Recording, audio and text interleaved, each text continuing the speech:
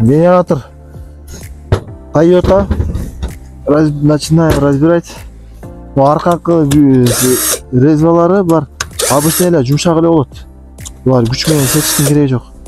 Анан кийин мына чечкенде дайыма туугандар. Тура перчатка чечсең удобный, бирок перчатканы чечпегиле эч качан. Жумуш кылып атканда ушул перчатка менен үйрөнгүлө. Ошоңо привыкать этсеңер, мына кол деген нерсе аманат. Эртең ар бир кылган жаракатка жооп бересиңер. Кол бир аз эле чаңга жарылып кетет дегендей абайлап.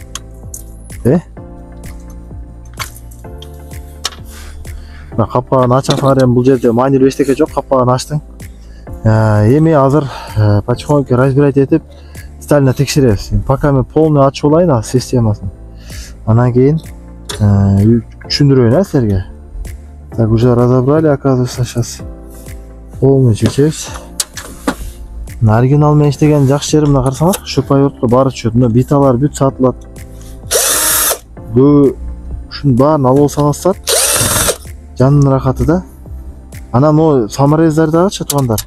Кээде бири короткий, бири длинный болуп калат. Ошонго да маневр керек. Алда саморездарчы. Анан силерден окуучулардан просьба да. Но генераторларды ачпаңыздар. Рабочий эле генераторларды ичине ачып, мына буз салыптар да. Түшүндүңөрбү? Буну ачып жапкандан адам ушунчалык ачып жапкыңар келеби давайчы. Өзүңөрдүн машиналарды алып киргиле. Текшергиле, беймарал чачып көрөлү, ал эч эме жок. Бирок негизи бул чачып жыйгандан эле адам үйрөнүп калбайт. Буну системаны түшүнүш керек. Сонун түшүнүш керек, Ошонго эметкиле, көңүлү. Так, мо диодный мост туугандар, бул реле. Бул щетка. Бул щетка. Ал жерде азыр өз негизи көбүнчө генераторлор реле вместе щеткан болот. Бул жерде эки запчасть турат. Щетканы кошпогондо. Бул жакта эки запчасть бар. Ошону чыгарабыз азыр. Чыгарганда ошол туугандар, бул шурпайверт андай деле күчтүү эмес. Гайкаверт бул жакка өтө күчтүүлүк кылат. Ошон үчүн биринчи бошотуп алгыла. Себеби бул жумшак экен. Бул көптөн бери чечиле элек да. Бир сыйра жумшартып алып туруп, анан кийин шурпайвертка саласыңар да.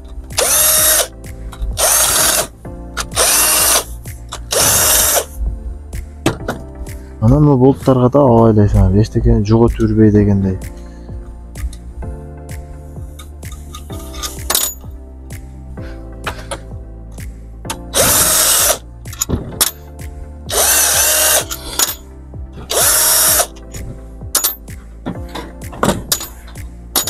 Разбирали. Мындай да туугандар. Мына адмотка. В основном, арканкы крышка менен чыгат. 95%-чы. Ошон үчүн бул адмотканы бул жерден эмес, адмотканы арканкы капкакка кошуп туруп көтөрүш керек да. Түшүндүк, Эми карагыла. Эми ушул жерде бир нерсе да. Азыр бизге молоток керек. Себеби, мына бул жерине азыр отвертка тыга турган болсо, отвертка бул жерди закка жедирип коет. Адмотканы сыртка бийомасынчы. Анан отверткаң сынат. Ошон үчүн бул ушундайларды именно бир аз эле бул жерлерге стучать этебиз, бир аз. Өзү ушу капкактын съемниги бар. Бирок бизде сатылбайт негедир, базарлардачы. Ошон үчүн ал съемник бизде жок. Жок болгонуна байланыштуу отвертка менен акырын чечип алабыз. Так, менде бир там бар эле. Деп акырын көтөрүп көрөлү азыр. Балкалып коюп. Так, желательно не ломать отвертку, поэтому сейчас вот так. Ноны кармап туруп, буну нары урасаңар. Түшүндүңөр, Өтө мындай мык каккандай эмес, акырын эле. Ичине жылса отвертка түшөт.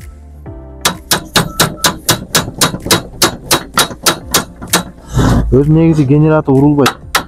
Съемник болгондо эмнерге илип туруп, эмнерден коюп туруп, басса нары чыгарып берет да өзүчү. Муну бир аз ажырап атат, акырын. Эми бул бүттөн бери чыга элек дегенде.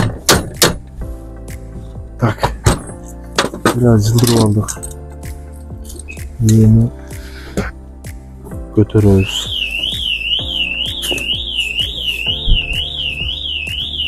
Анан иштейсиңер го дайыма.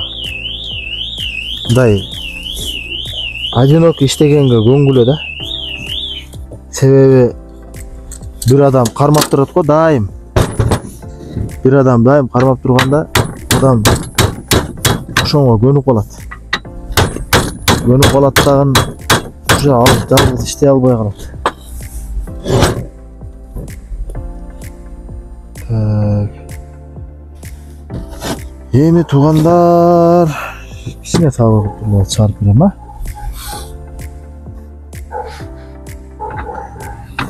Өзү обучение урбагыла деп мындай качылыкты көтөрөт. Эми эгер карап көтөрөсүңөр да, что мына жакшы бекелбесе эгер, анда мына чыгып кетет. Так, эми убакытты эконом кылыш үчүн мен головка менен эле пайдаланайын.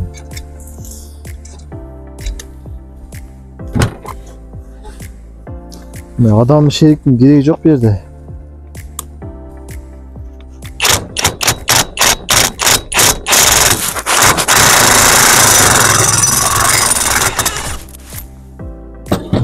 Мындай кылып чат. Өзү негизичи. Анан кийин мына отмоткасын баары чыгарасыңар. Себеби мына эми маселе мындай да. Бунун ичинде өзү аз эчтеке жок. Эми азыр муну чыгарыш үчүн, муну чыгарыш шарт эмес. Муну чыгарыш үчүн муну мындай кылабыз. Бул эң сложный генераторлордун бири. Ушуну жакшылап көрүп алгыла. Ремонт кыйын да ушуну кылыш. Мына капакты ачабыз. Кыскасы муну ушундай бурап бери чыгарып алышыбыз керек. Же болбосо мындай болтка эле эки резбаны катырып, билесиңер, конустай кылып туруп, анан ошо менен бурап чыгарып алсам болот. Бирок только гайковерттин жардамы менен да.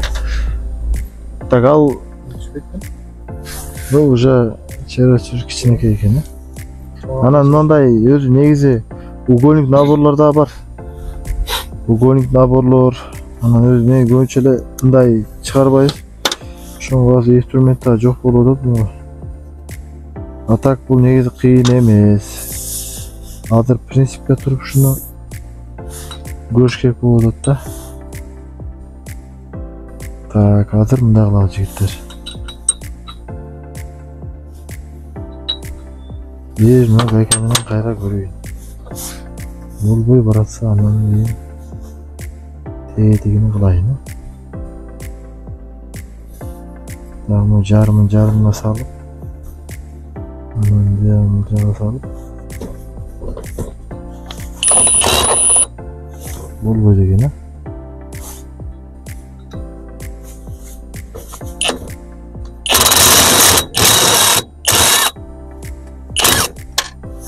мына шой болуп да.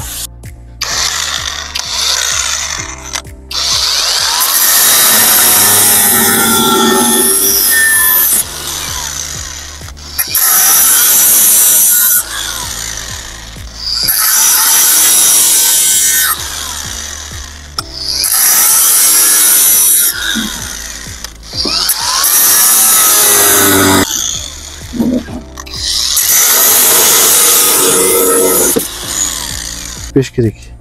Ар бир эле нерсени жасаганда башка устачылыктын өзү негизи илими ушул да. Зерикпей жасашың керек. Зериксең окшошпойт. Түшүнөсүңөрбү?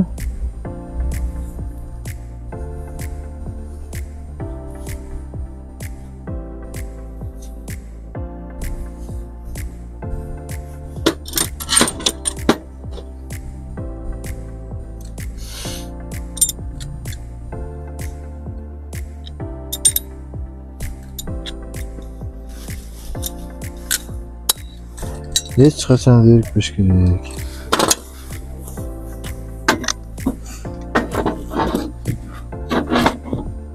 Но тисанын ручной варианты да. Тиса мына эмнеге дедиңер өткөндө бирөө. Ошол тиса мисалы дайым тисаны көтөрүп жүре албайсың да, туурабы? А бул сенин тисаң да. Болсо колуңа чабат.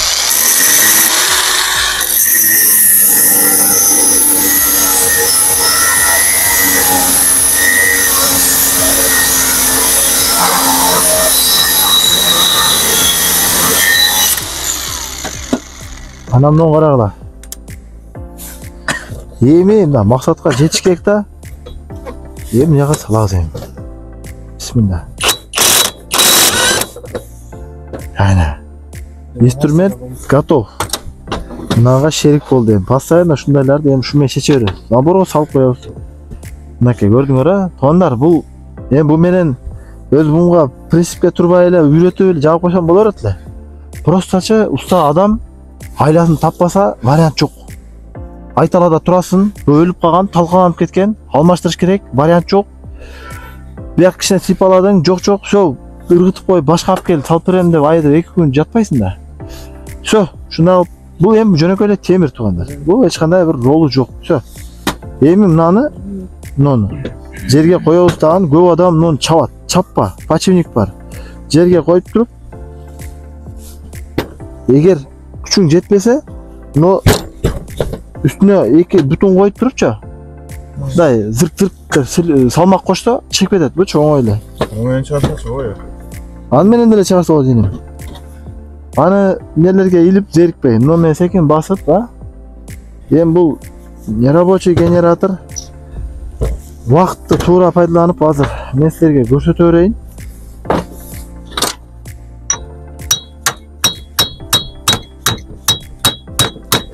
Азыр мен силерге главный максат бүт системаны ишин көрсөтүшүм керек да. Мына ушундай иштеп атканда жардам бербейсиңер.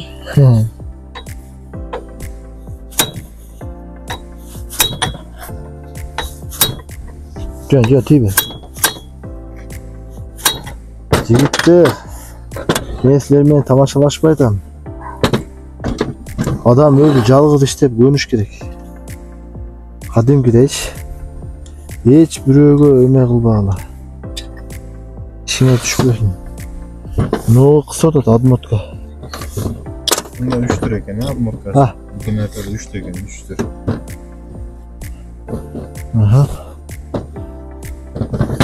Так. Ептеп чыгарайлы. Уже назад пути нет. Эми кармап алсаң болбойт экен. Ке, мына 2 кулагынан көтөрүп тур. Түгүнөн мына колуңду коюп тургун да.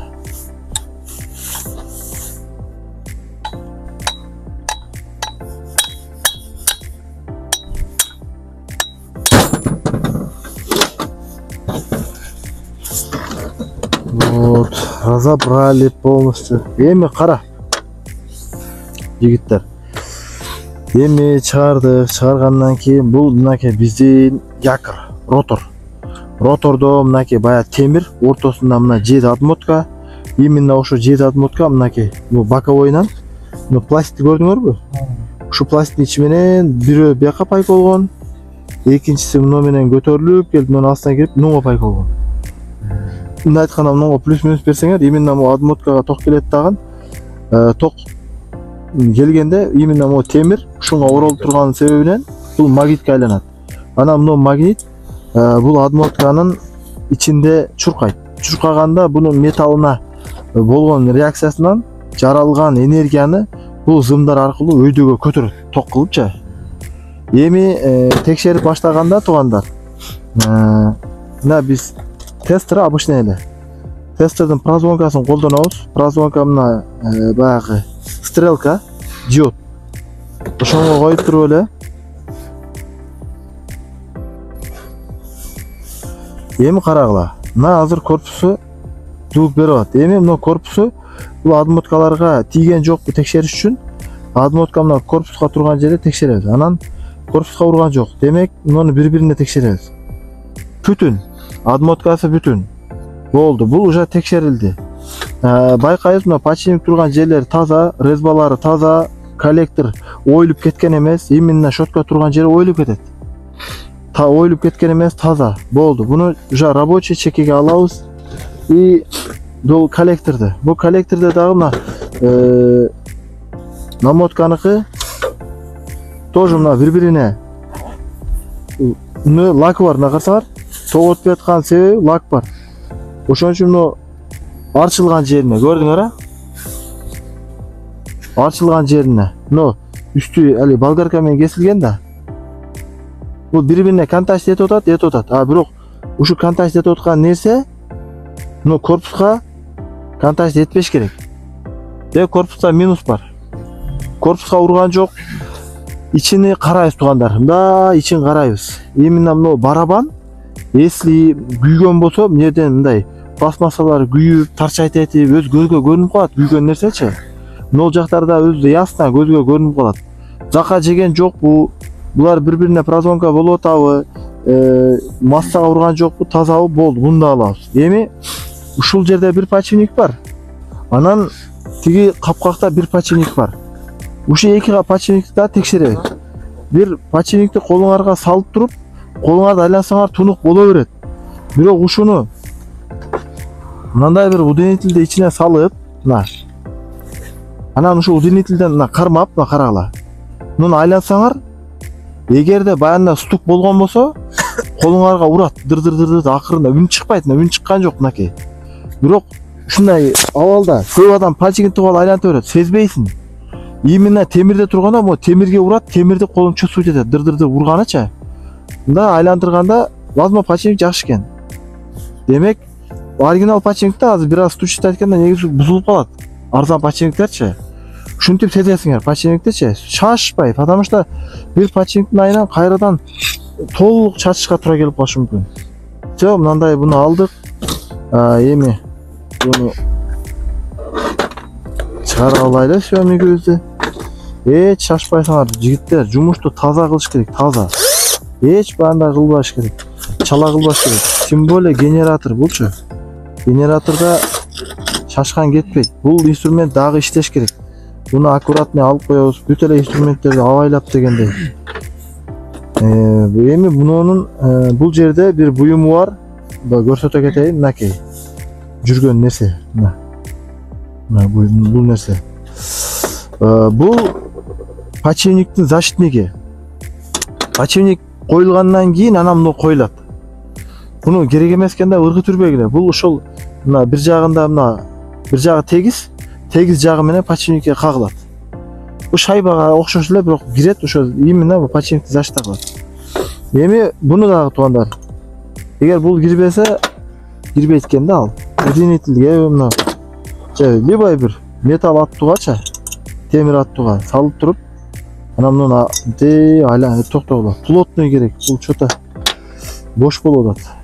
Головкалар чөт. Именно мына головкалар бар го. Токто, шашылбагыла.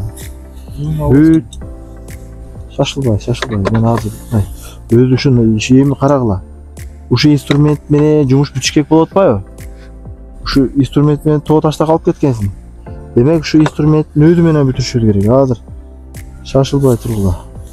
Именно ондукту салып көрөлү. Болду. Мына ондук. Бата койду, 9-дук. Болду, бай керек. Мына түшөт экен. Мындай, көзү. Түшүнүңөрбү? Кыскасы, могу ортосуна плотный нерсени киргизип алып, мынтип айлантырганда колду урат. Дыр деп. Всё.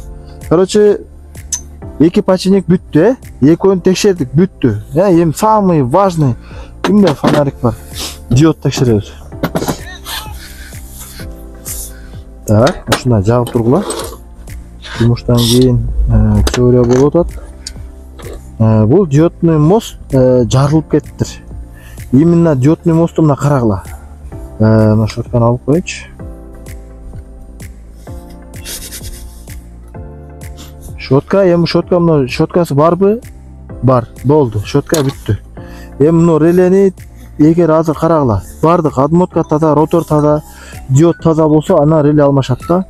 Азыр эми бизде бул релени тока эме менен текшеребиз. Лабораторный стенд менен. Ал тууралуу отдельно бир видео чыгарып коем. Ошол жерден көрүп аласыңар. Лабораторный стенд алсаңар, буну полноценный текшерсе болот. Азыр мен муну бөлбөй эле коеюн, түшүндүрбай. Так, бул жерде карагыла. Эми бул жерде диоддор санайбыз.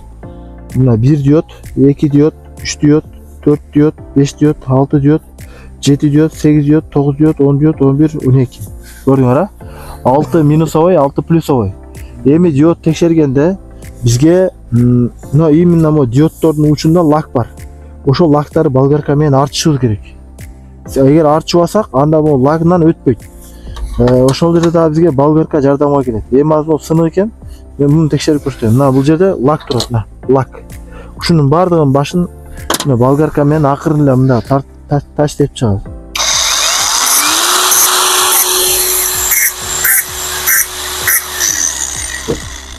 Буларын дагы. Эми тестерди продонкага коебуз. Карагыла.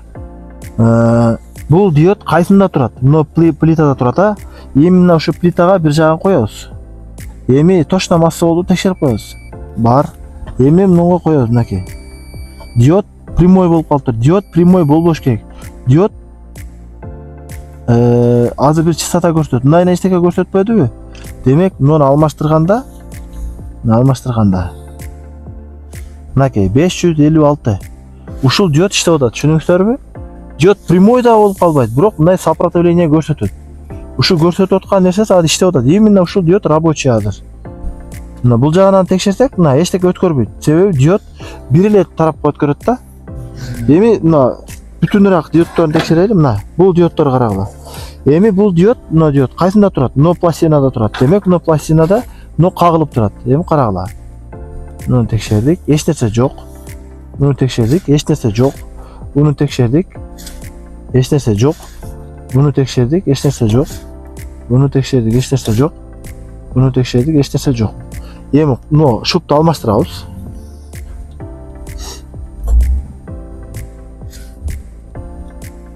Мынакей, көрдүңүз, сопротивление кетти. Но диод бул прямой болуп калды мынакей. Но иштеткен. Иштеген диоддор мына ушундай цифра көрсөтөт, көрдүңөрбү? Бир тарапка эч нерсе өткөрбөйт, экинчи тарапка цифра көрсөтөт. Если мындай дыңылдап калдыбы, болду, бул диод күйгөн. Прямой атып калган. Мындай прямой сигнал болбош керек диодчу. Кыскасы, бул бардык диоддорго мындай цифра көрсөтүп атабы? Анда диод рабочий дагы токторун өлчөп текшерге чыгаргансыңар. Эми бир эле мына реле калды. Релени эми силерде лабораторный стенд бардыгында бар эмес, ошон үчүн текшере албайсыңар. Анан муну алмаштырып койсоңар, ошо менен реле чогултуп саласыңар. Эми салып атканда деле манюрий нерселер бар да. Эми туугандар кайра чогултуп баштадык деп коелу. Эми бизде мынакей эки идиши. Эки идишинде мани бере турган нерсе жигиттер, эки подшипник бар. Эки подшипниктин кызматы жаңы айтып кеткендей, ушу айланганда бул центровка кылат. Эгер айланганда кыйчылдап калган болсо, же стук берип калган болсо, анда ушул подшипниктерди закка жедирбей алмаштырыш керек. Эми алмаштырганда жигиттер, мына подшипникти чыгарыш үчүн чыгарып атканда бул жагына головка коюп, түгүнө объема чоңураак коюп, уруп түшүрүп койросуңар. Ал эчтеке болбойт. Бирок кайра ушул подшипникти коюп кагып атканда туугандар, подшипникти койдук элестеткиле. Эми кагып атканда именно ички объемунан эмес, мына сырткы объемадан кагыш керек, түшүнүңөрбү?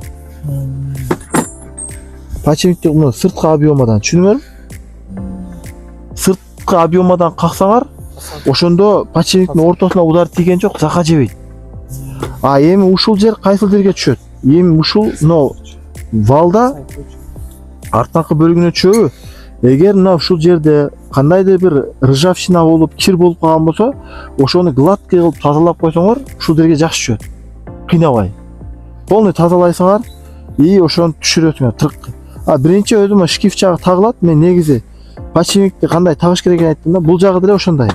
Экинчи жагы, конечно, мындай саморезный болот, потому что бул жагында шкиф бар. Шкиф бери тебип кетиши мүмкүн. Ошон үчүн бул жагы постоянно бир жагында подшипник чыгып кетпеш үчүн крышка бар.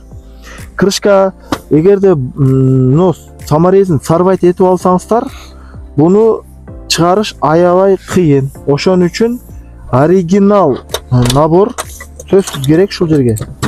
Оригинал набордун именно отвёрточный битасын кана кайерге коюп койдум. Жок, жалпак плос фигурный. Мынакей.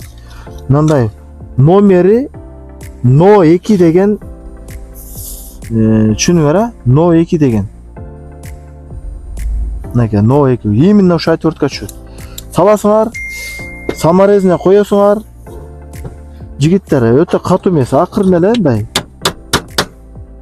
Ушуну что плотный түшүш керек да. Биздин шурпаби трешетки, трешетки. Так, вот трешетка менен. Мындай кылып туруп. Чынында чечилди. Ошентип плотный кылып чечип албасаңар, бул закка жейт, бат эле закка жейт. И дагы акыркы маселе, бунда муну көрсөңөр тиштерди.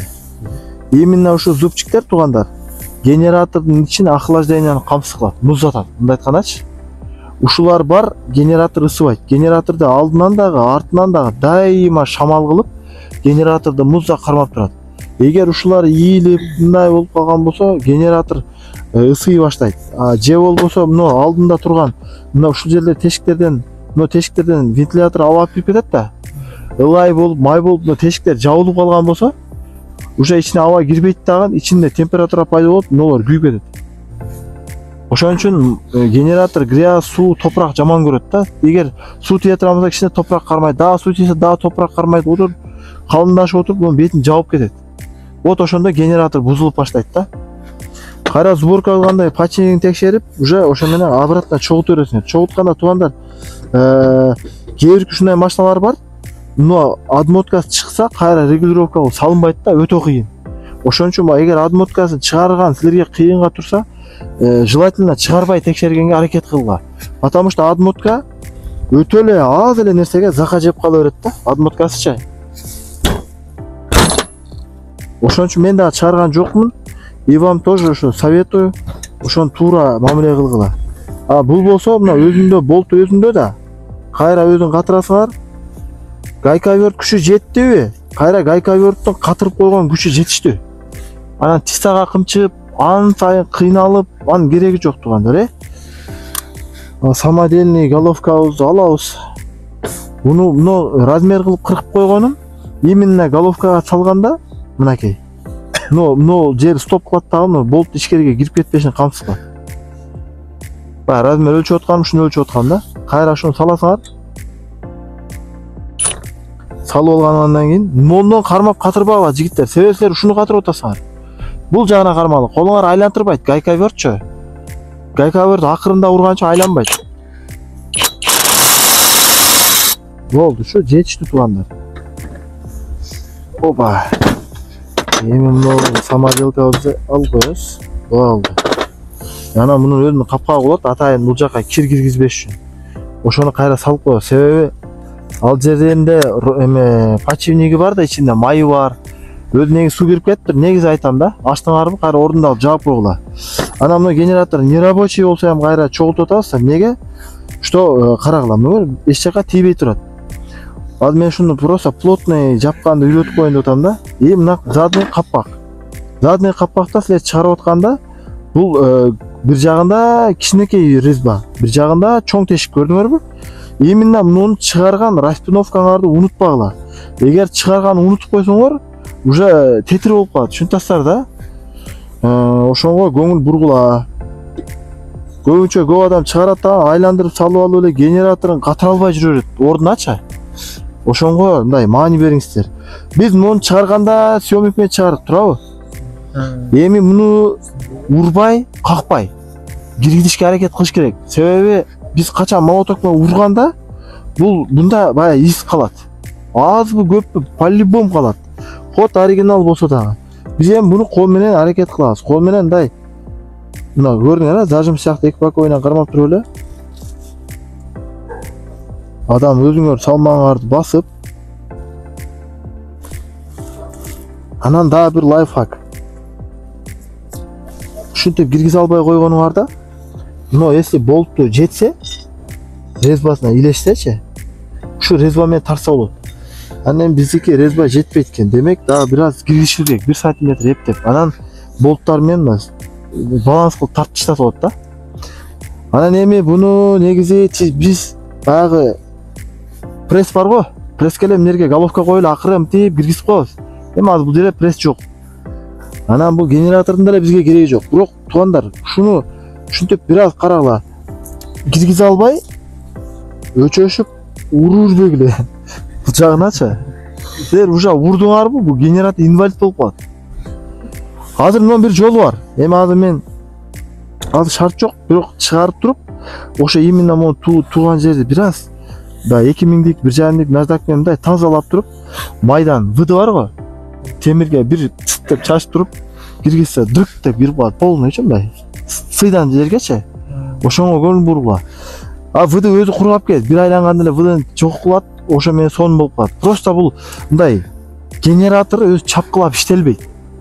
Эгер мына клиенттикке болгондо бул кыйналып болсо дагы чаппай акырындап чыгарат элек. Себеби бул генератор урдуң уже болду, бузулду деген сөз да эми. Ошон үчүн кыйналсаңар дагы генераторду туура иштегиле. Ошон үчүн генератордун мастерлери отдельно болот. Атайын съемниктер менен отдельно иштешет. Бул мастерлерчи. Эгер съемниктериңер жок болсо, анда генераторду ачпаган жакшы. Эгер съемниги жок эле ачып алсаңар, генераторду ушу ачып атып закка жеп, салып атып закка жеп эле ошентип эле көпкө түшүп калышыңар мүмкүн. Эми акыры мынакей азыр болттары илешип калды. Шашпай, баланс кылып тартасыңар.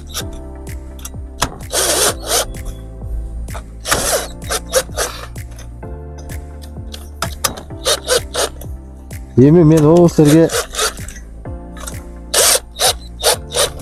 алиги народный методду көрсөтүп атам. А так көп жакшы эмелер бар.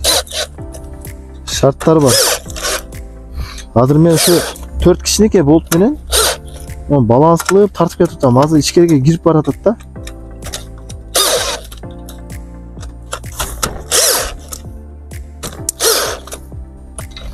Бирок ошол эле катып аткан моментте эмеге маани бериш керек. Зымдар турат, адмоткалар. Адмоткалар ичинде калып кетпеш керек дегендей.